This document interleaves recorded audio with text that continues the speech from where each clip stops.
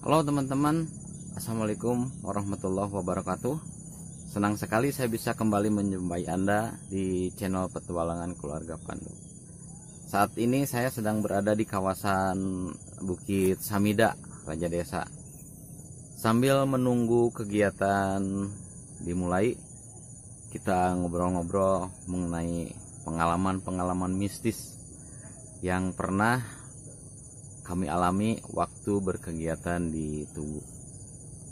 Tapi sebelum lanjut nonton, jangan lupa subscribe ya teman-teman, like juga kalau dirasa cerita ini menarik untuk diketahui teman-teman yang lain. Silahkan di share ya di media sosial teman-teman sekalian.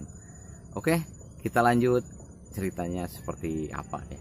Kawasan Tugu merupakan pegunungan yang berada di rangkaian Gunung Sawal. Itu merupakan hutan pinus, ada juga bukit terbuka yang biasa digunakan oleh masyarakat untuk bercocok tanam, berhuma ya zaman dulu.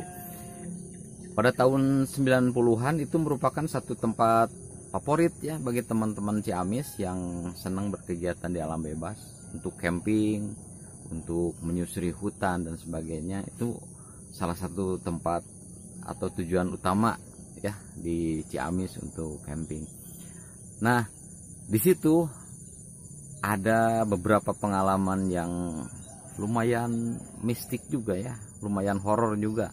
Oleh karenanya itu saya akan share pengalaman-pengalaman saya, pengalaman-pengalaman teman-teman yang pernah berkegiatan di Tugu dan bersinggungan dengan hal-hal yang sifatnya horor. Cerita pertama itu sekitar tahun 92 ya. Waktu itu saya masih SMA, bersama teman-teman main ke Tugu. Karena sudah sore berangkatnya, maka ketika sampai di kawasan Tugunya itu sudah malam ya. Sudah malam menjelang ya sekitar pukul 19 ya. Karena lelah dan kami ingin mencoba camp di area tersebut, maka kami segera membuka kawasan untuk membuka tenda di situ ya. Singkat cerita, tenda berdiri, kita bikin api unggun. Sudah malam sekitar jam 10. Turun kabut. Nah, kami otomatis cuaca dingin, berarti mendekati api unggun supaya menjadi hangat. Nah, dalam proses menghangatkan diri di api unggun itu, karena berkabut, maka setiap orang itu timbul bayangan masing-masing yang nampak di kabut itu. Jadi api unggun di tengah, kita berdiam, maka di belakang kita tuh muncul bayangan kita ya di kabut. Nah, pada saat itu kami semua berdiri, berdiam itu sambil berdiri. Nah, tiba-tiba semua tanpa komando semua duduk ya, karena sudah mulai pegal, berdiri, duduk. Kejadian anehnya, salah satu bayangan itu tidak ikut duduk. Logikanya kalau orangnya duduk berarti bayangannya juga ikut duduk. Nah, ini salah satu bayangan dari teman kami itu tidak ikut duduk, melainkan tetap berdiri, bertambah besar bayangannya. Seketika itu, ketika teman-teman yang ada di seberangnya menyadari hal itu, tanpa komando langsung lari menuju ke puncak Tugunya itu yang sering digunakan untuk berhuma oleh masyarakat. Jam 12 malam tanpa membawa barang-barang karena ya takut gitu, takut langsung ke atas. Nah, ketika sudah di atas, sudah tenang, ada sekitar sejam 2 jam, timbul masalah baru. Masalahnya adalah lapar. Sementara perbekalan logistik itu ada di bawah. Dasar konyolnya waktu masih muda itu, tanpa berpikir panjang kita turun lagi, ambil perbekalan, pindah campnya ke atas. Ya, itu salah satu pengalaman yang pernah kami rasakan di Tugu. Cerita selanjutnya agak jauh ya, sekitar tahun 2002 lah, sekitar antara itulah 2002-2003 kami mengadakan acara untuk pengenalan alam bebas untuk anggota-anggota baru. Kali ini campnya di Camp Pinus ya, kalau dari arah dari arah Amoy ke puncak turun sungai ya, nyebrang. Nah di situ ada kawasan Pinus yang memang enak sekali ya untuk kegiatan camping. Teduh, dekat sumber air, tempatnya nyaman sekali. Kejadiannya sama menjelang tengah malam, sedang membuat api unggun ya, sambil ngobrol-ngobrol. Banyakan ya waktu itu, malah yang banyak itu anggota wanita ya, calon anggota wanita. Tiba-tiba datang seekor anak kucing. Saya masih ingat warnanya, kalau dalam bahasa Sunda namanya bulu hiris ya, warna abu-abu campur hitam gitulah, seperti itu ya. Bagi anak-anak yang belum menyadari ya, anggota yang belum menyadari, malah dianggap mainan, lucu katanya. Ih, anak kucing lucu, malah dipangku ya, malah digendong seperti itu. Padahal kalau dipikirkan gitu ya, itu dari perkampungan menuju ke lokasi camp kita di Pinus itu bisa sampai 1 jam perjalanan itu ya.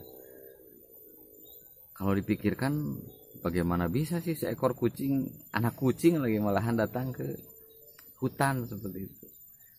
Kemudian kalau saja kita logikanya ada yang buang anak kucing di situ, kenapa sih harus jauh-jauh buang anak kucing ke hutan seperti itu ya. Nah, di kalangan masyarakat Sunda itu ada yang disebut dengan istilahnya itu juri geciwis katanya. Juri geciwis itu bentuknya seperti anak kucing, tapi kalau diganggu, kalau dia merasa terganggu, itu akan berubah menjadi besar. Yang saya takutkan waktu itu, waduh, ini kalau jadi gede bagaimana ceritanya gitu. Nah itu cerita kedua yang kami rasa cukup aneh ya, yang terjadi di Tugu. Cerita yang ketiga teman-teman, cerita horor yang terjadi di puncak Tugu Sadananya. Pada tahun sekitar 2004 lah, sekitar tahun 2004 kami mengadakan kegiatan di puncak Tugunya ya, yang tempat yang biasa dulu digunakan masyarakat untuk berhumah, cocok tanam. Kami berangkat tidak bersama-sama, jadi ada yang duluan, ada yang belakangan.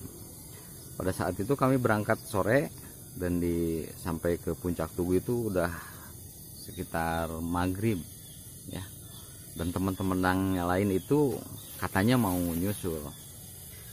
Sekitar pukul 8 di sekitar sungai itu terdengar suara ramai orang-orang. Ada yang sepertinya sedang mandi, sedang bercanda, main air dan sebagainya. Kami dari atas menyangka itu teman-teman kami yang menyusul melalui jalur makam, dan mereka istirahat di sungai. Tapi setelah ditunggu sekitar setengah jam, mereka tidak naik ke atas ya, tidak naik ke puncak Tugunya. Penasaran, kami turun ke bawah, lihat ternyata hasilnya jong. Tidak ada satu orang pun di sungai. Jadi pertanyaannya, siapa yang rame-rame di sungai waktu itu?